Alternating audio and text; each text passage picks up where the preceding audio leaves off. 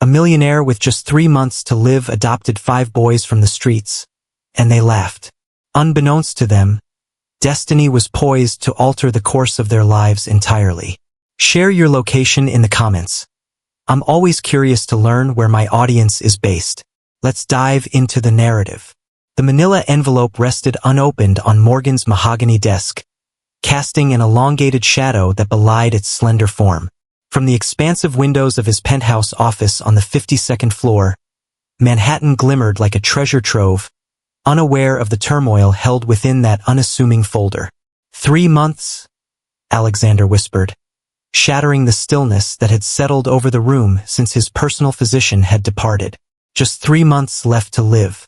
The phrases lingered, as palpable as the exquisite pieces of art that decorated his walls. At 58, Alexander Morgan had crafted a vast empire that reached across continents. The logo of Morgan Investments graced the skyline of 12 nations. His wealth could rival that of small nations, yet it held no significance at this moment. Alexander relaxed his silk tie and poured himself a generous measure of 30-year-old scotch. The golden elixir shimmered in the fading light as he brought it to his mouth. The flavor was reminiscent of burnt remnants. "What legacy am I leaving?" he asked the empty room. His voice, normally commanding in boardrooms, sounded hollow even to his own ears. 5 years prior, his wife, Elizabeth, had fallen victim to the same illness. They had never experienced parenthood. Always too busy building the empire, always thinking there would be time later. Now there was no more later. Alexander approached the window, observing the small figures bustling beneath like ants in a colony. How many of them were hurrying back to their loved ones? How many had someone anticipating their return? A surge of solitude washed over him with that thought. Visions of the past surged forth. His early years spent in a small apartment in the Bronx. His mother juggled 3 jobs after his father left them behind. The scholarship that had opened the door to his future. The unyielding ascent to greatness. He had vowed to himself that he would never allow himself to be exposed again, never rely on anyone again. And he had triumphed. Excellently. Awfully. The phone vibrated with a sudden buzz. Yet another board meeting awaits. Yet another acquisition. Yet another billion to include. To accounts that would soon be inherited by distant relatives who had never taken the time to understand him. Alexander Morgan, the unrivaled sovereign of existence, faced the inevitable fate of solitude in his final moments. He placed his untouched drink aside and adjusted his tie with precision. The facade of the merciless entrepreneur reasserted itself as he collected his documents. Yet, a fracture had formed within him, something essential. He entered the elevator. Alexander pledged his resolve in quiet determination. His final days would carry significance. He simply lacked clarity. Or in what manner? The elevator doors sealed shut, enclosing the empire he had constructed and the void it harbored. The charity gala was excruciatingly tedious. Alexander straightened his bow tie while his driver skillfully maneuvered through the dimly lit streets of Manhattan. His thoughts continually drifted back to the diagnosis. 3 months have passed. The compassionate whispers and assessing looks from those who had learned of his situation left him feeling like an asset whose value was rapidly declining. "Make the next right turn," James Alexander said unexpectedly. "The more direct path back." The limousine glided into a more confined street, its headlights casting a glow over the darkened storefronts. All shuttered for the night. As they neared an alley nestled between 2 structures, Alexander caught a flicker of motion in the dimness.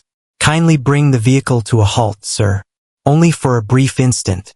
Despite his driver's worried objections, Alexander ventured out into the December cold. The prediction indicated that snow would arrive before dawn. He ventured into the alley with care, the sound of his Italian leather shoes echoing against the pavement. 5 figures huddled together came into view. Young boys, wrapped in cardboard and newspapers for warmth. The eldest appeared to be no older than 15, while the youngest seemed to be around 7 or 8. They sprang to consciousness, sharp and aware like creatures attuned to the slightest hint of threat. "Simple," Alexander remarked, lifting his hands. "I am not law enforcement." The eldest boy positioned himself in a protective stance before the rest. We're not doing anything wrong. This land is privately owned. Yet the proprietor has granted us permission to remain until the construction begins. Alexander observed that their limited belongings were meticulously arranged. In their gaze, he sensed a profound intelligence, especially from the eldest and the tiniest among them. What do you call yourselves? He inquired. Quietude. Once more, the eldest began to speak. Greetings, I am Ethan. Here we have Tyler and Thomas. He motioned towards the boys who looked just alike. 13. Meet Lucas, an 11-year-old with a slender frame and hands that seemed to dance with creativity. And Dylan, the little lad with eyes that seemed to hold the universe. Your siblings? Not by blood, Ethan responded. Due to chance. A flicker of emotion ignited within Alexander. Something he believed was long gone. A sudden, intense urge seized him, wild and uncontrollable. It is set to. It will snow tonight, he remarked. There is a location close to me. Cozy beds? Spicy cuisine? Instantly, their eyes were filled with suspicion. No strings attached, Alexander remarked. This evening, the spirit of Christmas is in the air. The young men exchanged hushed words as Alexander stood by, patiently awaiting their decision. The driver observed in disbelief from the vehicle. At last, Ethan raised his gaze. On a single night, we remain united. We can depart whenever we choose. Absolutely. 20. Moments later, Alexander Morgan, a man who had never so much as owned a pet, observed as 5 street boys tentatively made their way into his penthouse. They gathered closely in the expansive living room, their expressions a blend of wonder and fear in response to the opulence enveloping them. The kitchen is well stocked, Alexander remarked. The bedroom is located down that hall. The bathroom is equipped with all the essentials. I'll be in my study should you require anything. As he prepared to depart, the tiniest among them, Dylan, found his voice. What is the reason behind your actions? Alexander took a moment to reflect. It was a question that eluded him, remaining just out of reach. Instead, he merely stated, because I can. As he sat in solitude within the confines of his study, the muted echoes of life momentarily permeating his desolate home, he found himself crafting a scheme so audacious that even he could hardly fathom the thought of pursuing it. Tomorrow he would reach out to his legal team. Alexander's Manhattan mansion stood as a testament to perfection, immaculate and pristine, yet devoid of any warmth or vitality. Now, the lively sounds of youthful laughter reverberated against the polished marble floors and elegant furnishings. Text, this is unbelievable.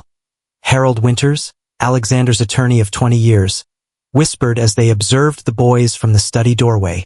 The 5 children moved in perfect harmony, always staying close together. Temporary guardianship is one matter, but adoption? Every single one? In your state? Alexander watched as the twins, Tyler and Thomas, scrutinized everything with a keen eye. How Lucas delicately traced the patterns on an antique vase, how Ethan meticulously counted exits and valuables, and how little Dylan soaked up every detail like a sponge. My situation is exactly the reason, Harold, Alexander responded, that the paperwork was handled. 3 days in, and the atmosphere was charged with unease. The boys shattered a priceless vase during their rowdy play. Alexander barked at them sharply. Ethan took the initiative to arrange an extended period of silence that stretched on for hours. On the 4th night, Alexander discovered Dylan trying to unlock the door to his study. What are you up to? He insisted.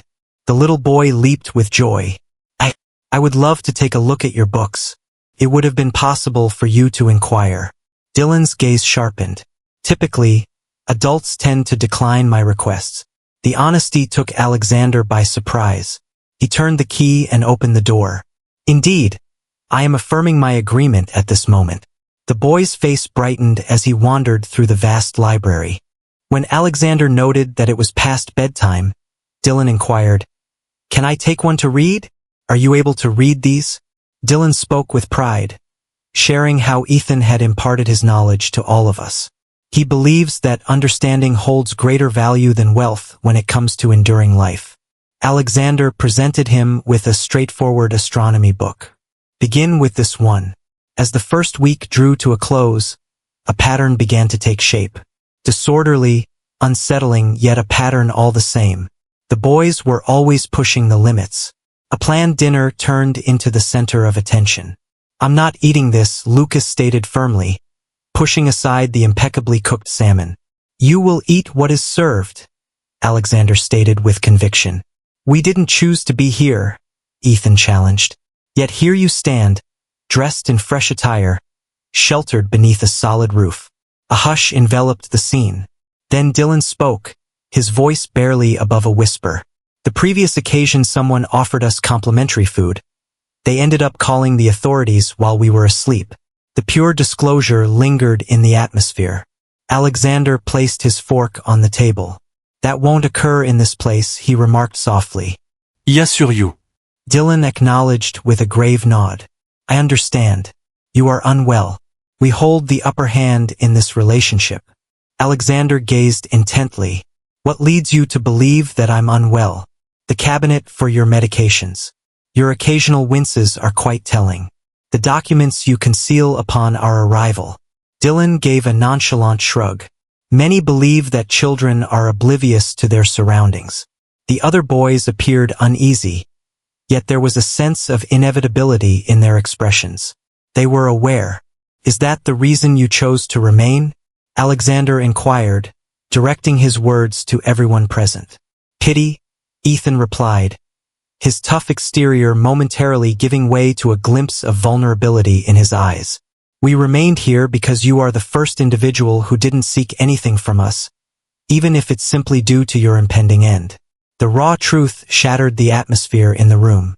Alexander chuckled, a heartfelt sound that caught him off guard. "Well," he remarked, "at least we're being truthful now." That night, the mansion exuded an unfamiliar aura.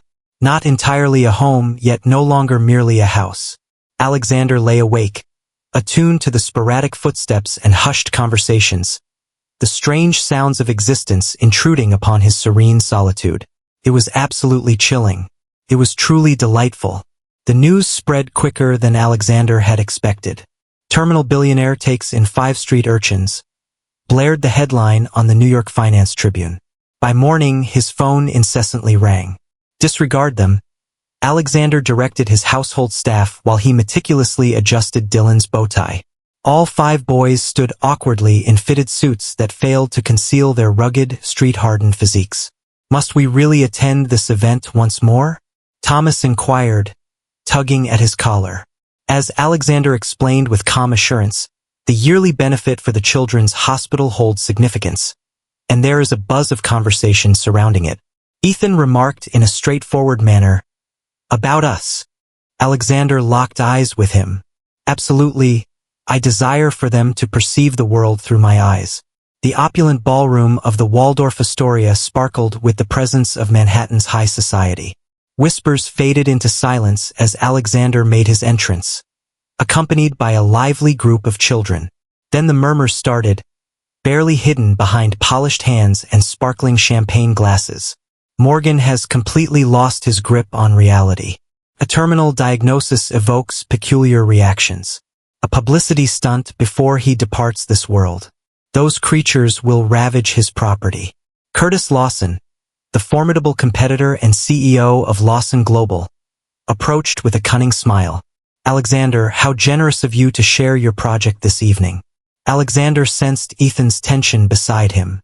"They are my sons, Curtis. This is not a project." Lawson's smile was devoid of warmth. "Absolutely.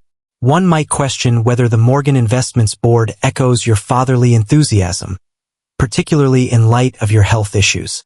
My well-being is my priority. But the leadership of a public company concerns us all." Lawson glanced at the boys. "What are your thoughts on high finance, street entrepreneurs? Have you come across anything valuable yet?" Just as Alexander was about to step in, Ethan moved ahead. "Indeed, I have been examining Mr. Morgan's quarterly reports, sir. The debt-to-equity ratio of your company raises some concerns when compared to the benchmark set by the industry. A hush enveloped the surroundings. Lawson's expression grew somber. Mind your words, young man. This is not your place. Most of your portfolio's performance doesn't either, Ethan responded with a calm demeanor. A woman adorned in diamonds gasped. Lawson's hand quivered, hinting at the possibility of a blow directed at Ethan. Alexander navigated through the space that separated them. My son has a talent for numbers, Alexander said, placing emphasis on his words. The term son. Maybe you ought to pay attention, Lawson scoffed. Your sons possess a remarkable skill for persuasion, it seems. It's clear to all what's unfolding in this situation. You are on the brink, Morgan. These lowly creatures have persuaded you to relinquish what you've created. Tyler surged ahead, only to be intercepted by his twin. Please refrain from speaking about him in that manner. The atmosphere was thick with stillness. Every gaze was fixed upon them. It is my belief, Alexander stated with a chilling composure. We will depart at dawn. Gather around, lads. As they navigated through the dispersing throng, young Dylan abruptly halted and faced Lawson and the assembled dignitaries. The small boy stated plainly, You believe we're taking advantage of him because he's dying. However, it was you who abandoned him during his time of illness. The reality of it lingered in the atmosphere, clear and sharp as glass. Silence enveloped the room as Alexander led his newly formed family away from the ballroom. Inside the limousine, Alexander braced himself for a storm of emotions. Perhaps anger, maybe even tears. In silence, the boys lingered until Lucas broke the stillness with a question. Are you concerned about the opinions of those individuals? Alexander pondered this. I certainly did quite a lot. What comes next? He gazed upon these 5 fierce, devoted children who had stood by him in defense. Him, not his wealth. The epiphany hit him with the force of a thunderbolt. At this moment, your thoughts hold significance for me. Each and every one of you. The boys exchanged glances, a silent communication passing between them. A quiet understanding forged amidst the urban landscape. At last, Ethan voiced the thoughts of the entire group. He stated it plainly. We perceive it as a battle between us and them, and we will prevail. Alexander Morgan had little experience with defeat. The embarrassment at the charity gala had sparked a fire within him. A steadfast resolve to demonstrate that his boys were worthy of admiration, not disdain. He declared at breakfast 1 week later that we would be hosting a dinner party. The most impactful individuals in Manhattan will be present. The young men shared doubtful looks. What is the reason? Lucas inquired, his creative fingers fidgeting with the arrangement of his silverware. It was evident that they harbor a dislike for us. As Alexander elaborated, in this world, respect must be earned. Occasionally, it involves demonstrating the contrary to others. The following fortnight turned the mansion into a hub of rigorous preparation. Alexander engaged the most esteemed etiquette coach in the city, a formidable Frenchwoman known as Madame Beaumont, who entered their lives with an air of strict discipline. Maintain your posture, Dylan. Thomas, the knife is on your right. One does not arrive at Tyler. One requests the passing of the salt. The young men faced a seemingly unending series of lessons on etiquette, engaging discussions, and the subtleties of social interactions. Their rehearsals focused on crafting introductions and committing the backgrounds of anticipated guests to memory. Alexander had suits custom-tailored for each of them, observing with a sense of unexpected pride as they slowly evolved, at least in appearance. This is ridiculous, Ethan muttered during their final rehearsal, adjusting his cufflinks. Acceptance will always elude us. It's not about acceptance, Alexander responded, taken aback by his own insight. It revolves around respect. It's about demonstrating that you have a rightful place wherever you decide to go. The evening of the dinner had come. The mansion shimmered with an exquisite brilliance. Every table was graced with exquisite flower arrangements. The acclaimed chef they had engaged crafted a 7-course feast that would captivate even the most refined tastes. 7 o'clock arrived, followed by 7:30. By 8, Merely 6 couples had shown up from the 30 invitations sent out. Alexander perceived the deliberate slight without hesitation.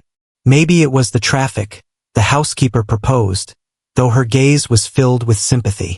The handful of attendees clearly displayed their contempt.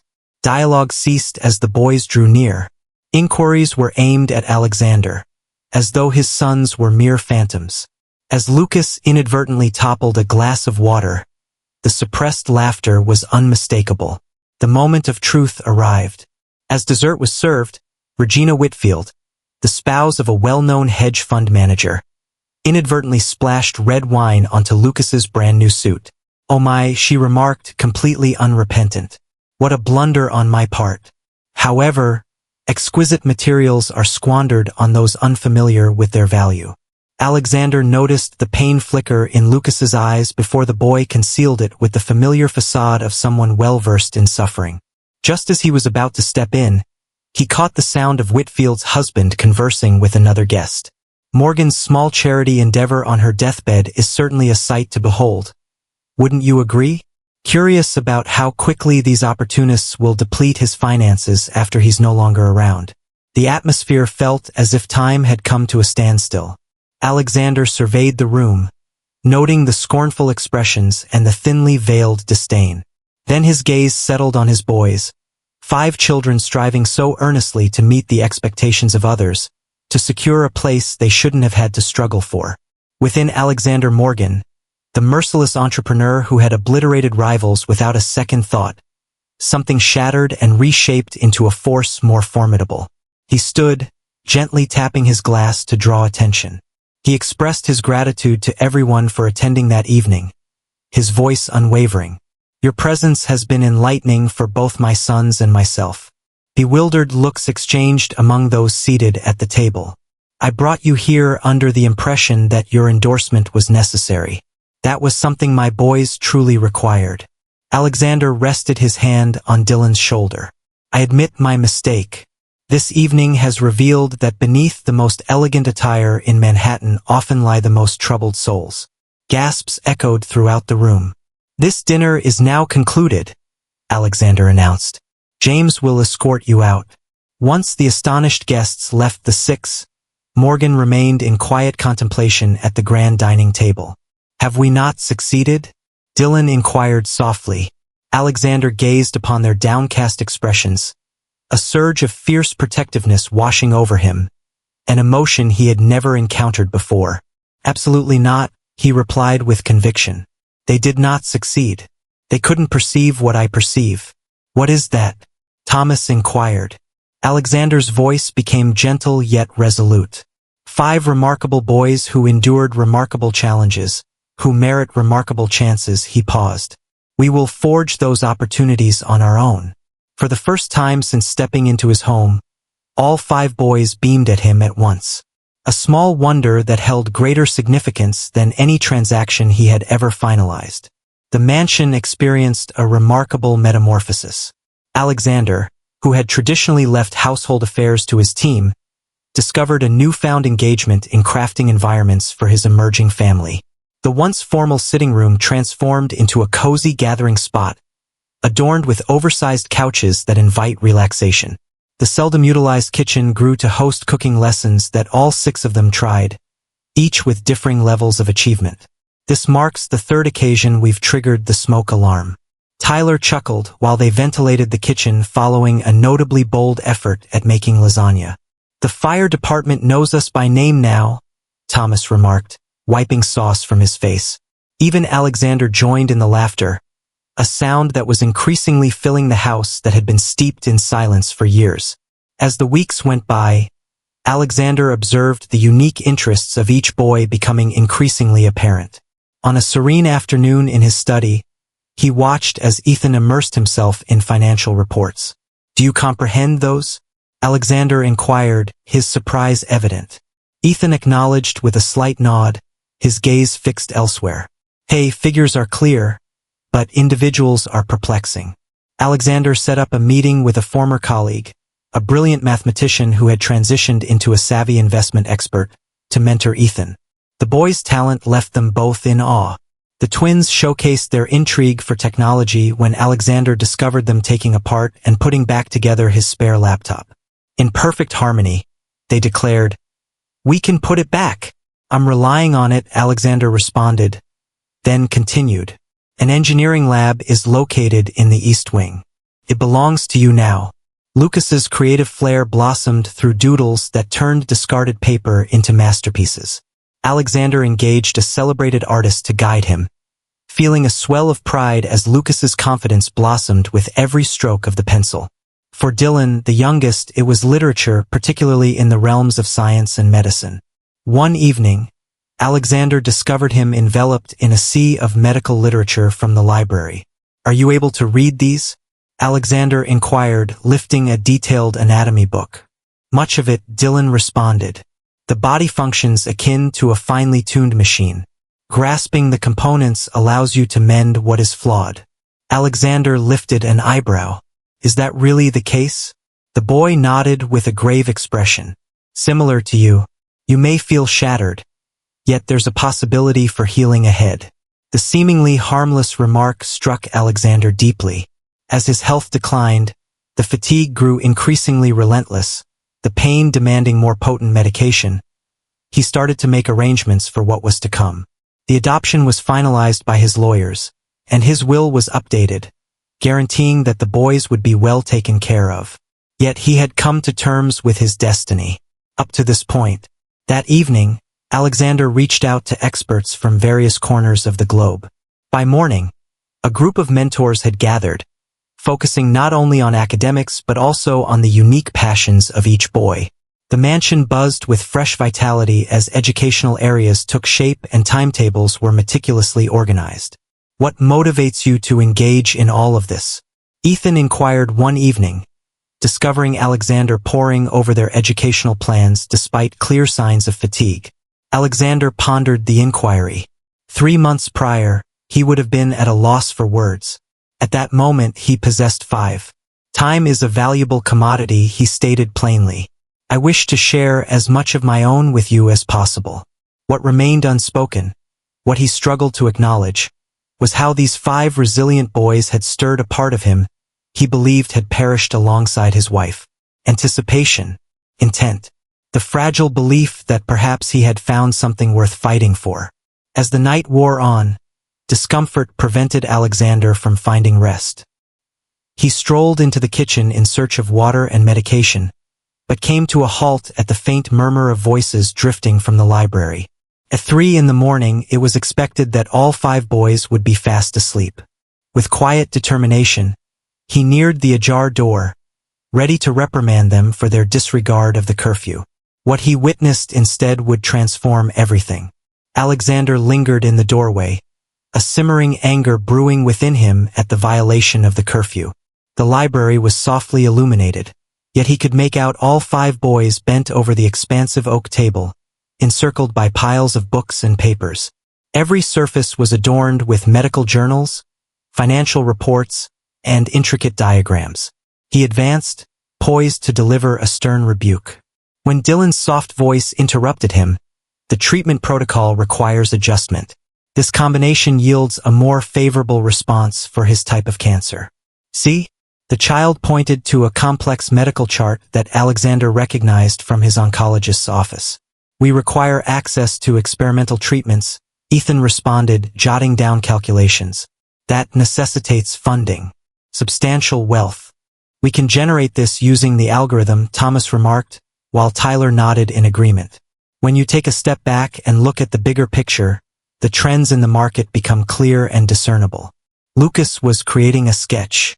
Alexander observed a meticulously crafted diagram that seemed to depict a medical device. "What is happening here?" Alexander's voice sliced through the room with precision. 5 heads jerked upward, expressions locked in a mix of remorse and trepidation. Silence enveloped the room, leaving everyone momentarily speechless. Then Ethan gradually rose to his feet. "We understand the way to rescue you." Alexander gazed, convinced he had misunderstood. "Could you repeat that?" Dylan moved forward with care, gripping a folder tightly. "Your illness. It's bold, Yet there exists a route ahead that your medical team hasn't explored. Alexander glanced at the folder before shifting his gaze to each boy in succession. How could you even think of that? Ethan interjected. We're not what people perceive us to be. Not a single one of us. One after another, they elaborated. Ethan had honed his skills in finance by poring over discarded Wall Street journals, cultivating an uncanny knack for recognizing patterns and making predictions. The twins had been tinkering with and reprogramming discarded electronics since the age of 7. Lucas had the remarkable ability to replicate anything he observed with flawless precision, even intricate medical illustrations.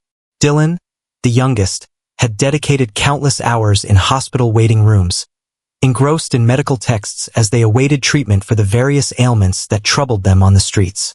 Ethan explained that our differences brought us together. Children like us cannot thrive in isolation. Alexander settled into a chair. So you were aware of my identity. Upon discovering you in that alley, we both acknowledged your presence. Ethan confessed. Morgan Investments. Your photograph appeared in the business section yesterday. Did you orchestrate this? Alexander was engulfed by a profound sense of disappointment. Was it all just a matter of calculation? Dylan's tiny hand brushed against his. We certainly didn't intend for you to discover our presence. However, when you took that step, the young lad paused, uncertainty flickering in his eyes. In that moment, an opportunity revealed itself to us. More than mere protection, it serves a significant purpose. Significant, Alexander reiterated. Tyler mentioned that your financial support could accelerate research that might otherwise span decades. Additionally, you can provide us with the resources needed to cultivate our ideas, Thomas added. Concepts that may assist individuals. Similar to you. Lucas' voice was a mere whisper. Alexander surveyed the array of tasks laid out before him. The intricate computations, the creative strategies, the undeniable genius that lay concealed behind 5 pairs of cautious gazes. Why, he inquired at last. What compels you to rescue me? Why not simply bide your time for the inheritance? The young men shared knowing looks. At last, Ethan voiced what everyone was thinking. Because you were the first to gaze upon us and recognize something valuable to hold on to. The straightforwardness of the response shattered something deep within Alexander's heart. These children, these remarkable, strategic, hurt children, had been devising a way to rescue him while he had been contemplating his end. Show me, Alexander said, brushing away the unexpected moisture that had gathered in his eyes. Reveal it all to me. As the first light of dawn spilled over Manhattan, 6 silhouettes lingered at the library table, their shadows intertwining as they conspired against the very essence of mortality. The following morning, Alexander summoned his medical team for an urgent meeting. The physicians regarded him with courteous doubt as he detailed the unconventional treatment method, intentionally leaving out the fact that it originated from a young child. Dylan expressed his frustration when Alexander returned home, saying they promised to look into it with a condescending tone, as if addressing someone hopelessly clinging to false hope. They perceive you as needy. I am desperate, Alexander confessed, collapsing into his chair. The agony had intensified recently, an unrelenting echo of his fleeting moments. Then we take matters into our own hands, Ethan asserted, his gritty assurance steadfast. We possess the necessary resources. Over the next week, Alexander observed in wonder as his improvised family reshaped parts of their surroundings into what they referred to as Project Phoenix. The East Wing transformed into a hub of inquiry, where Dylan and Lucas diligently crafted treatment protocols. Alexander skillfully navigated his extensive network to secure access to experimental medications. In the meantime, Ethan and the twins crafted an innovative algorithm for market predictions. By merging the twins' coding expertise with Ethan's remarkable financial intuition, Alexander shared historical data from Morgan Investments, amazed at how swiftly they recognized patterns that had escaped the notice of his leading analysts. For the first time since his diagnosis, Alexander sensed a perilous feeling emerging within him. Hope. It was never meant to endure. The initial indication of trouble arrived through a call from Diane Pembroke, the chair of the board of directors at Morgan Investments. Alexander, there are some concerns from the board, she started directly.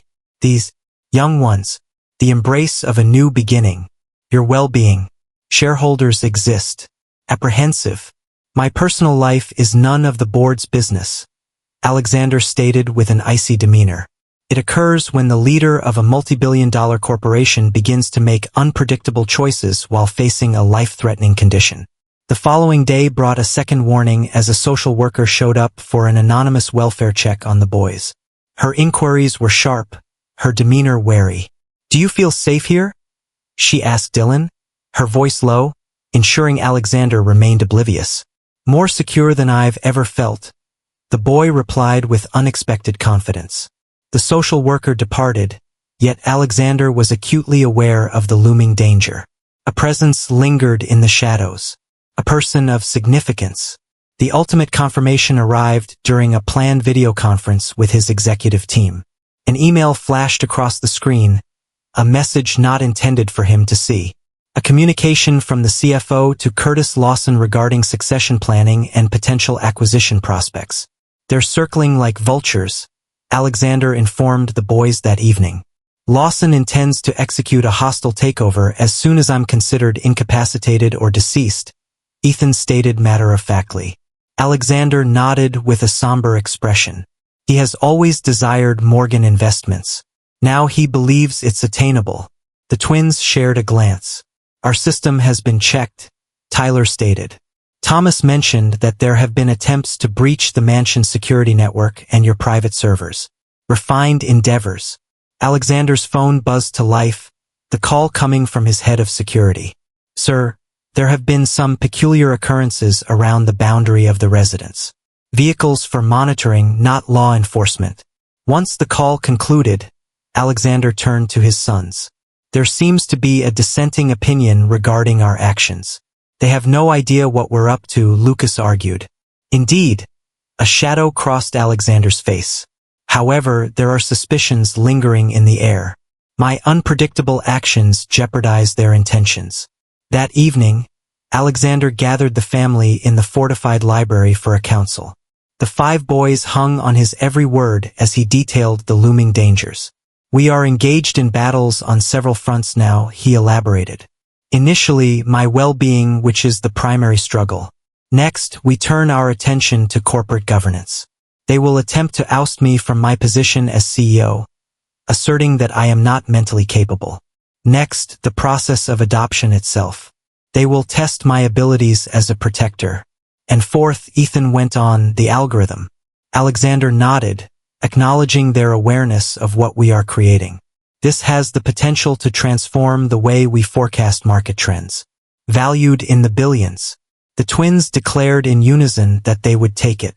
"Or destroy it," Lucas added. Dylan, who had been quietly listening, finally spoke. "We must split our efforts to achieve victory." The gaze of everyone fell upon the youngest boy. "What do you mean?" Alexander asked. Dylan shared insights on strategy with us. "When faced with overwhelming odds, sow discord among your adversaries."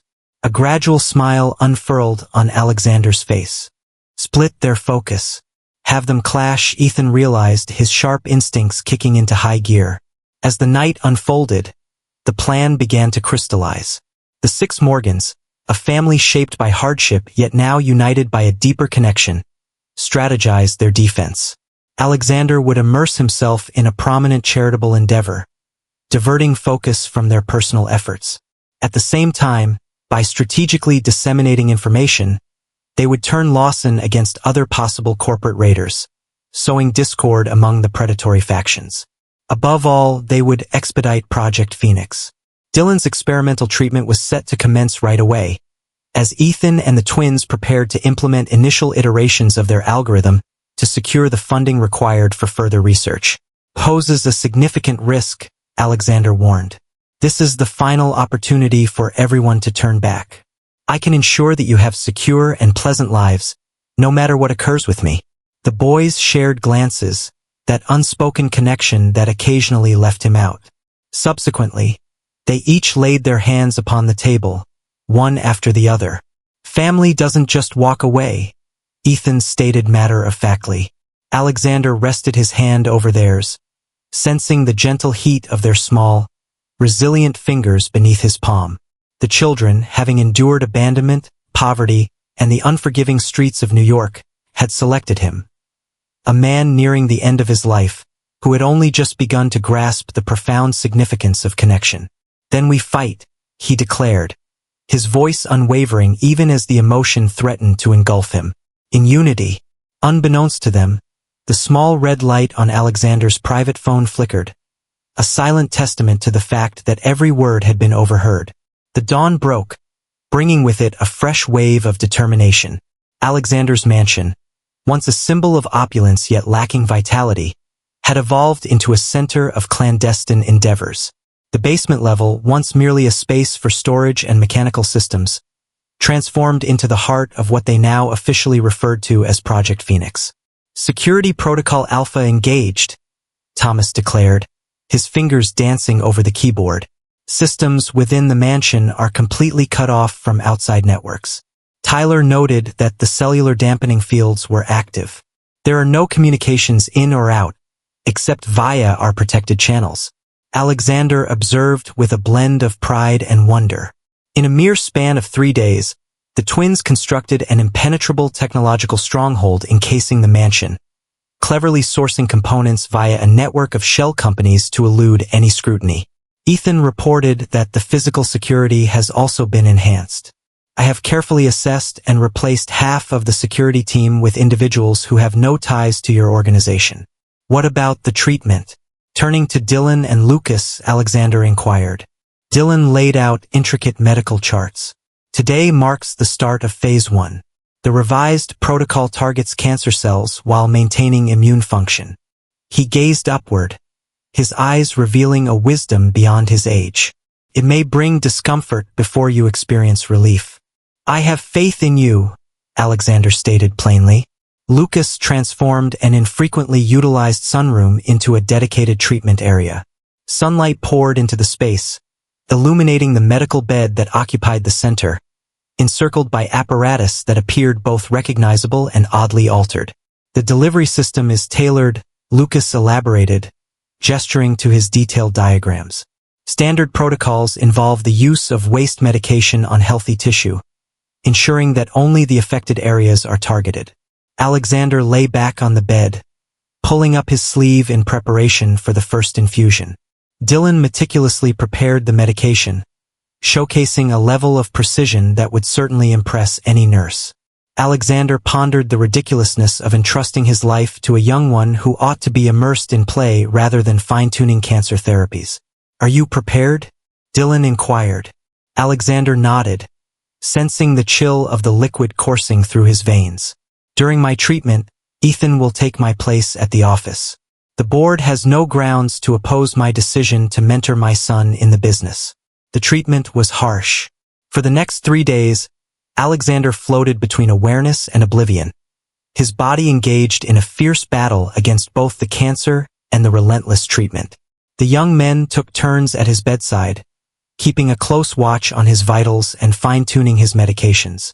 Amidst the haze of discomfort and pharmaceuticals, Alexander perceived their voices, at times clashing over treatment details, at other moments reciting financial documents, and occasionally just sharing their aspirations and anxieties with him. On the 4th day, Alexander stirred from his slumber to discover all 5 boys sprawled out in a series of awkward and uncomfortable positions throughout his room. In spite of his frailty, a smile graced his lips. When did these street-savvy kids become the focal point of his existence? With the completion of the initial treatment phase, the financial dynamics of Project Phoenix gained momentum. Ethan consistently visited Morgan Investments, soaking up knowledge while subtly collecting insights on Lawson's takeover strategies. Ethan shared during their evening strategy session that he is reaching out to key shareholders, proposing premium buyouts that hinge on a reorganization of the board. Translation: "Rid me of this," Alexander said, his voice still weak yet unmistakably lucid. "In the meantime, the algorithm is surpassing all expectations," Tyler declared with pride. "In a mere 10 days, we've achieved an impressive 18% return on the test portfolio." Thomas pulled up complex graphs on their secure server. The pattern detection is working. We can anticipate market shifts ahead of time. What's the timeline for full-scale deployment? Alexander inquired. 2 weeks, the twins said in unison. Maybe less. That night, as Alexander reviewed their progress from his bed, he heard a soft knock. Eleanor Hayes, his trusted executive assistant for 2 decades, walked in with a stack of files. "Text the documents you requested, sir," she said, setting them down beside him. Her gaze drifted over the medical apparatus encircling his bed. "The board is posing inquiries. Lawson is taking action. Allow him," Alexander responded. "All is unfolding according to the blueprint." Eleanor paused, uncertainty flickering in her mind. "Is that really the case? Are these children truly assisting with your treatment?" Alexander observed the woman, who had served as his most reliable colleague for 20 years. "They offer so much more than just assistance, Eleanor. They are preserving my existence." Her expression was a complete enigma. "I trust you have a plan in mind, Alexander." Once she departed, a disquieting sensation remained. Alexander extended his hand toward the familiar spot on his bedside table, expecting to find his secure phone ready for a message to Ethan. But instead, he was met with an empty space. The sensation of discomfort escalated into a state of panic. The absence of Alexander's phone activated an urgent security response. The twins engaged the tracking systems, as Ethan conducted interviews with every staff member who had access to the treatment room. "Nothing," Ethan conveyed, irritation clear in his tone. "The tracking indicates it's still within the mansion, yet we've scoured every corner. Is it possible that it's not working properly?" Alexander inquired, his voice faint from the effects of his treatment. "Our technology operates flawlessly," Tyler asserted with unwavering certainty. The response arrived with the first light of day. Lucas, having kept a close watch on the mansion's altered security cameras, suddenly entered Alexander's room. "You have to check this out," he said, handing a tablet to Alexander. The video captured Eleanor Hayes as she quietly entered Alexander's room, where he lay asleep. She discreetly grabbed his phone, snapped pictures of the documents pertaining to Project Phoenix, and meticulously returned everything to its original place before departing. "At what time did this occur?" Alexander inquired, his voice scarcely above a murmur. "Yesterday evening." Following her visit, Lucas responded.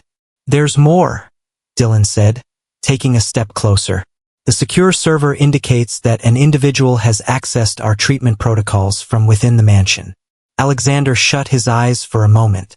2 decades of unwavering devotion, or so he believed. Locate her.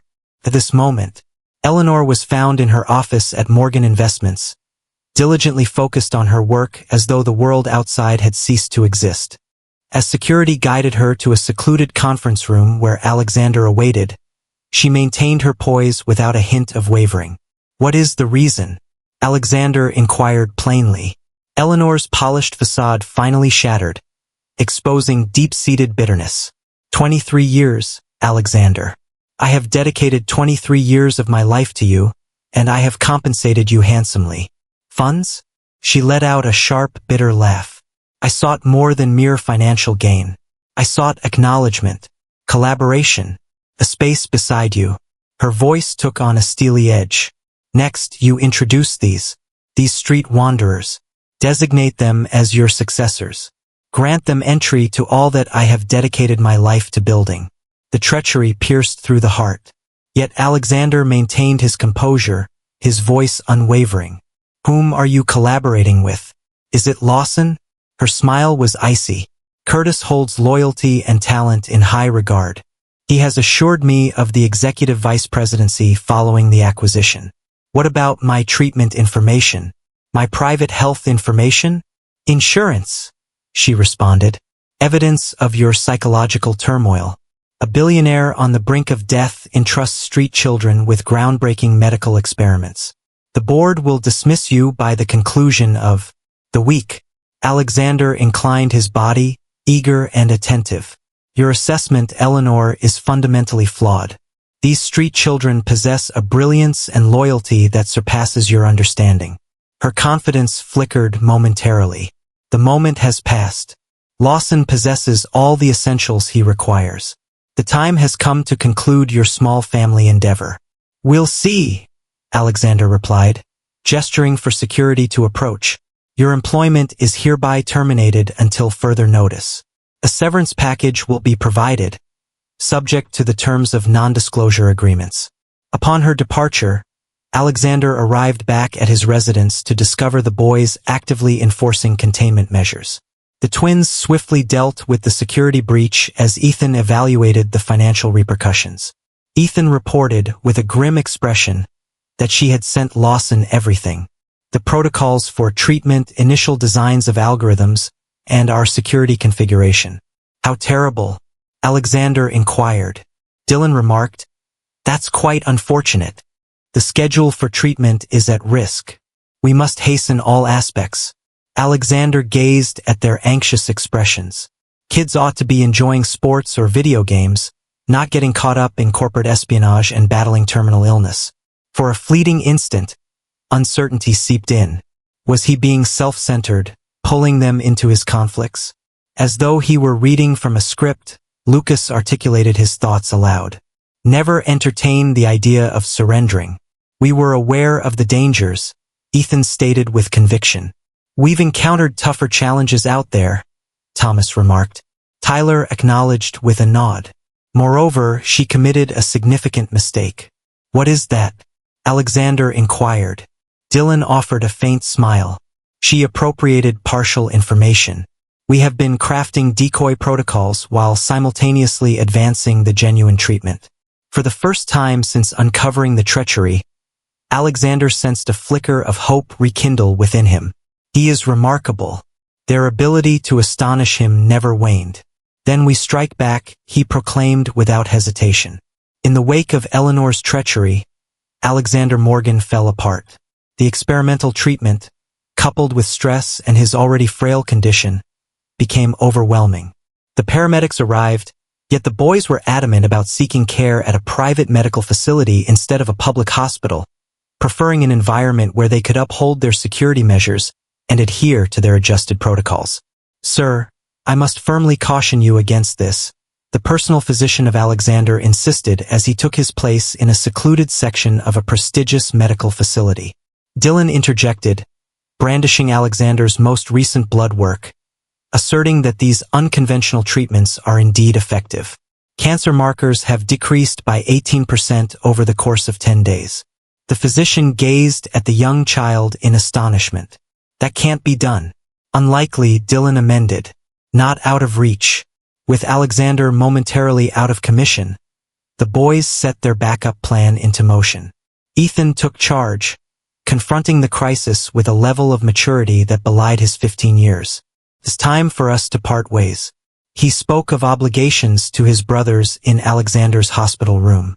I will manage Morgan Investments and ensure Lawson remains at a distance. Tyler and Thomas fortify our digital framework. Lucas shapes how the public views things. Dylan concentrated fully on Alexander's care. Every boy immersed himself in his assigned role.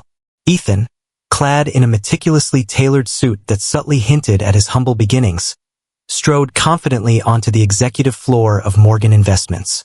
The board members who orchestrated Alexander's ousting suddenly found themselves confronted by a teenager possessing an extraordinary understanding of their operations and the legal safeguards Alexander had established. Ethan declared, sliding impressive legal documents across the table. Mr. Morgan has granted me limited power of attorney during his treatment. Any effort to oust him from the CEO position will result in swift legal action and a halt on all executive stock options. In the meantime, the twins toiled tirelessly to strengthen their digital safeguards while also honing the market prediction algorithm. They found that Eleanor's betrayal held an unforeseen advantage. Lawson's technical team was now dedicated to unraveling the decoy algorithm, expending precious resources. Lucas, with his creative flair, wove a meticulously constructed public narrative.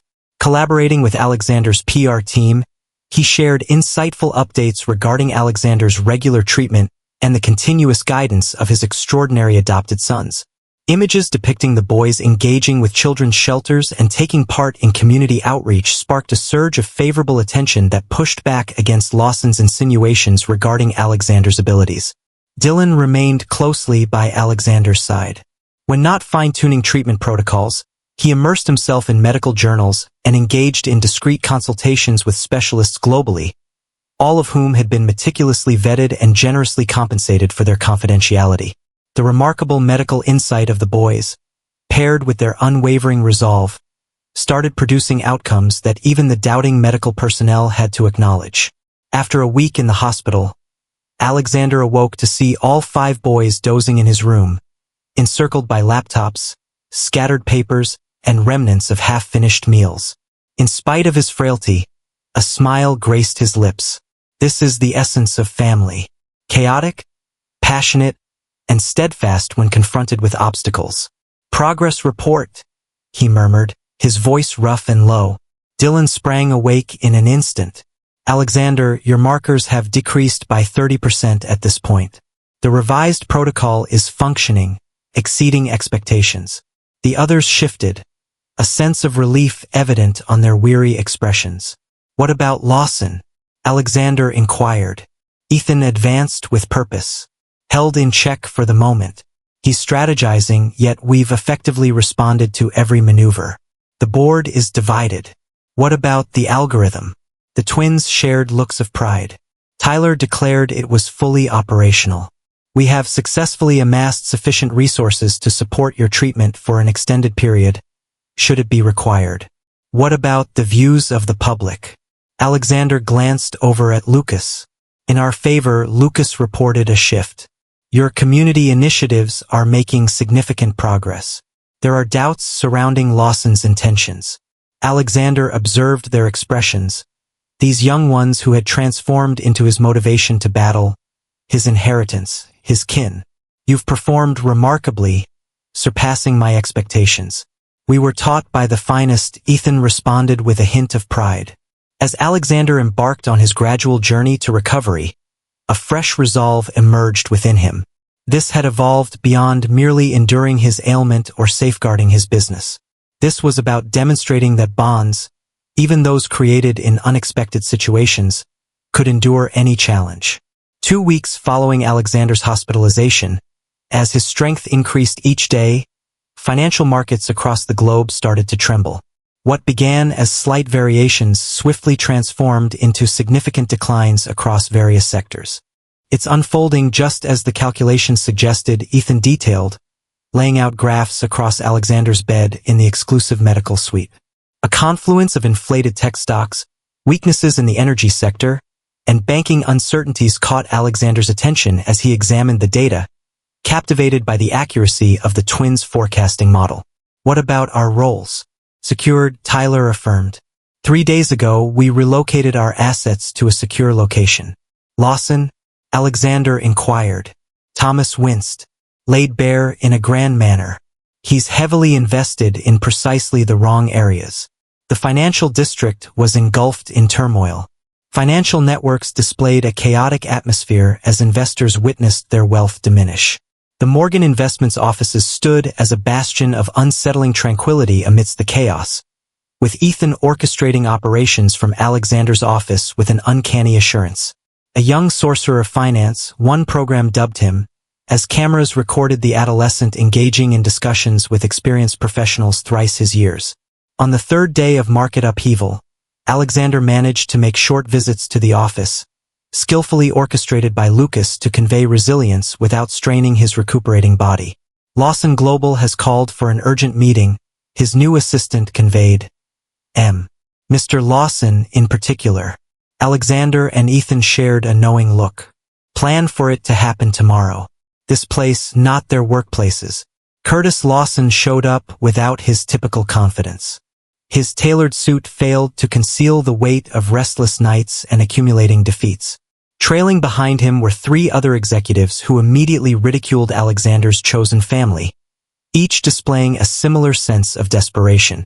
"Alexander," Lawson started, trying to keep his tone light. "This market scenario is unlike anything we've seen before. Could it be?" Alexander responded with a gentle tone. This correction was anticipated by our analysts weeks in advance. Lawson recoiled at the term correction, a gross simplification for what was essentially a catastrophic failure that obliterated his company. We should explore a partnership that serves both our interests, Lawson continued. A critical influx of funds. Maybe a collaboration. Collaboration? Ethan responded with disbelief. Following your effort to seize control? Did you utilize information that wasn't yours? Lawson's expression soured at the sight of a teenager speaking to him, yet a sense of urgency tempered his voice. Commerce is commerce. At times, we have all taken bold actions. Alexander inclined his body, eager and attentive. Allow me to grasp the concept. You expect me to rescue the business of the individual who attempted to ruin my own? Who used my illness as leverage? Who called my son street rats? The market is unlikely to bounce back for several months.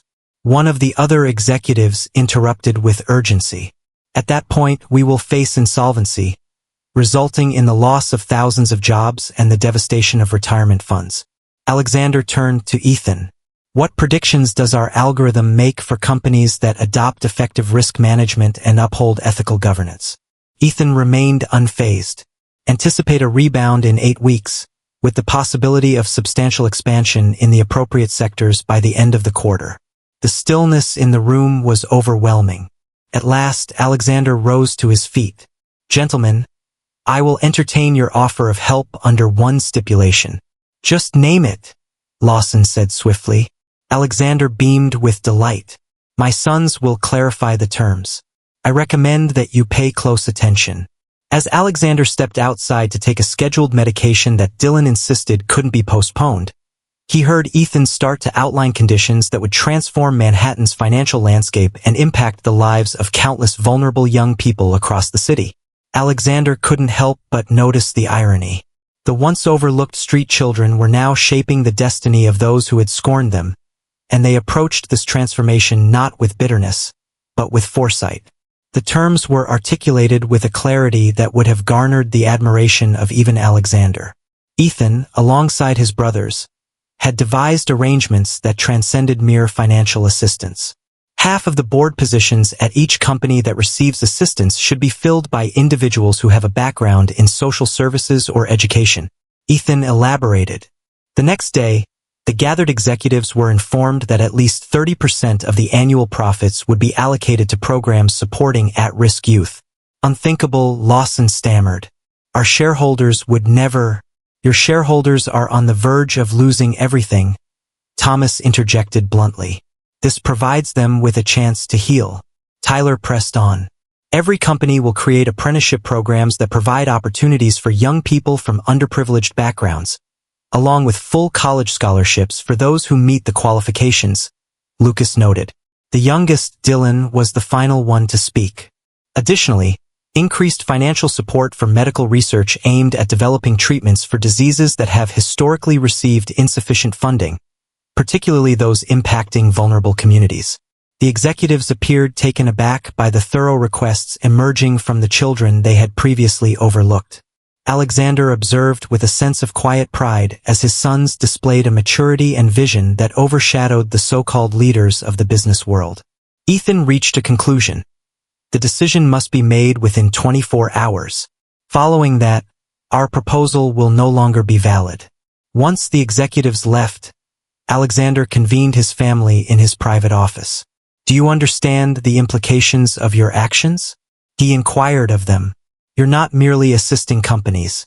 You're transforming long-standing systems that have persisted for generations.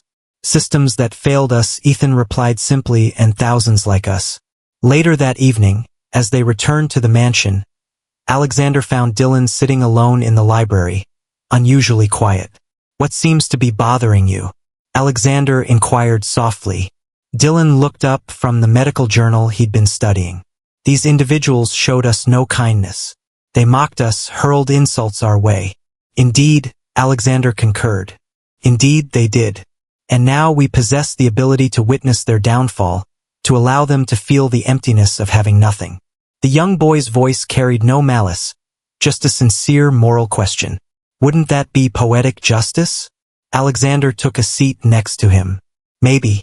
Yet, is it justice that we truly desire? The other boys had congregated in the doorway, attentive to the sounds within. What is it that we are in pursuit of? Lucas inquired. Alexander cast his gaze upon each of them. These remarkable children who had already faced more adversity than many adults. Isn't that the fundamental inquiry? Retribution comes effortlessly. Change is more challenging. Tyler proposed that we could pursue both options. Assist them, yet ensure it stings. We could, Alexander agreed. The inquiry is, who might that render us? A profound stillness enveloped the scene. At last, Ethan's voice broke the silence from the threshold. Each day on the streets, choices awaited us. Transform into what has caused us pain or evolve into something greater. He entered the room. I propose we opt for something superior. One by one, the others expressed their concurrence.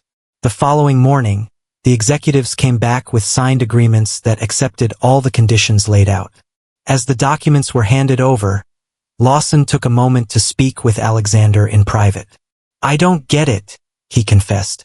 You had the power to bring about our downfall. Given my actions towards you and my comments about these children, what reason do you have to assist us?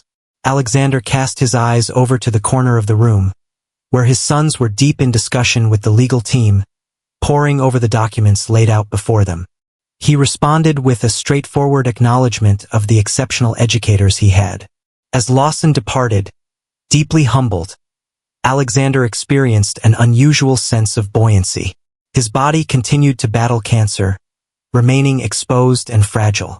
Yet his spirit had never been more resilient. That evening, the Morgan family gathered in Alexander's study, enjoying pizza, a stark contrast to the formal dinners he once knew. To the future, Alexander raised his glass of sparkling water, gently clinking it against the boys' sodas. To family, Dylan clarified with a grin. The weeks that followed ushered in extraordinary changes. The financial crisis started to stabilize precisely as the algorithm had forecasted. Morgan Investments not only navigated the challenges, but emerged more resilient, leading other companies toward recovery through the strategic alliances Ethan had crafted. The distinguished residents of Manhattan observed with keen interest as the stipulations of these contracts came into play. Board meetings that previously centered on profit margins have now expanded to encompass conversations about apprenticeship programs and scholarship initiatives. Corporate offices welcomed young individuals from backgrounds akin to those of the Morgan boys. Ethan shared during their weekly family meeting that it's performing even better than they had expected. The dining room table was strewn with reports detailing the effects of their initiatives. Organizations are discovering that these initiatives genuinely enhance their financial performance by fostering innovation and building community goodwill. And the medical research funding is producing remarkable outcomes. Dylan remarked with enthusiasm. Our model has successfully led to the approval of 3 new clinical trials. Most notably, Alexander's health kept getting better. The innovative treatment plan had successfully lowered his cancer markers by more than 60%. The doctors, once doubtful, have meticulously recorded every detail of his case for publication in medical journals. Dylan announced with pride, they're calling it the Morgan Protocol. This could benefit countless individuals facing similar health challenges. One afternoon, Eleanor Hayes made a surprising reappearance, asking to meet with Alexander. She lingered uncomfortably in his office, a mere echo of her once assured demeanor. Text, I made a terrible mistake, she confessed. Lawson made grand promises, only to leave me behind when his business started to crumble. Alexander observed her intently, reflecting on 2 decades of unwavering dedication that had ultimately led to her treachery. What is it that you desire, Eleanor? A moment to seek forgiveness, she responded gently. Any role. If needed, I will begin from the ground up. Alexander glanced at Ethan, who had remained quietly watchful. What are your thoughts? Ethan pondered thoughtfully before responding. A second chance is a right for all, yet trust is something that must be cultivated. Alexander gave a slight nod. A role is available for coordinating our new youth programs. It's a challenging endeavor working with troubled teenagers, quite different from your prior position. Eleanor's eyes grew a touch wider, and then she gave a small nod. I agree. Thank you very much. With the arrival of spring in Manhattan, the Morgan family discovered they were at the heart of a subtle transformation. Financial publications that once derided Morgan's charitable efforts now scrutinized the inventive strategies his exceptionally talented sons were introducing to both business and philanthropy. The tide shifted, not by might, but by clarity of purpose and unwavering determination. Exactly 1 year after Alexander Morgan received his terminal diagnosis, he stood at the podium of the newly inaugurated Morgan Foundation for Young Innovators. The magnificent structure, previously an abandoned warehouse in a challenged area, now shone with cutting-edge innovation labs, educational spaces, and accommodations for young individuals in transition. As I received my diagnosis a year ago, Alexander began, his voice unwavering. Even with the deep feelings involved, I felt as though I was confronting a conclusion. Instead, I discovered an opening.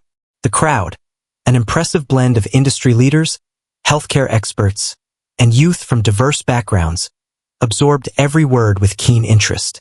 In the front row, 5 boys donned matching navy suits, their expressions filled with pride as the man they had rescued recounted his tale. Medical science will assert that my recovery stemmed from a groundbreaking treatment protocol, Alexander continued. The impressive growth of Morgan Investments can be credited to the use of predictive algorithms and the establishment of strategic partnerships. Both are accurate, yet they lack completeness. He halted, fixing his gaze intently on his sons. What genuinely rescued me, what altered everything, was discovering a family in the most surprising location. 5 remarkable young men who perceived the void behind my riches, the fragility beneath my influence. The Foundation's inaugural ceremony celebrated the pinnacle of their extraordinary journey. The Morgan Protocol, which emerged as Dylan's cancer treatment, was now benefiting patients across the globe.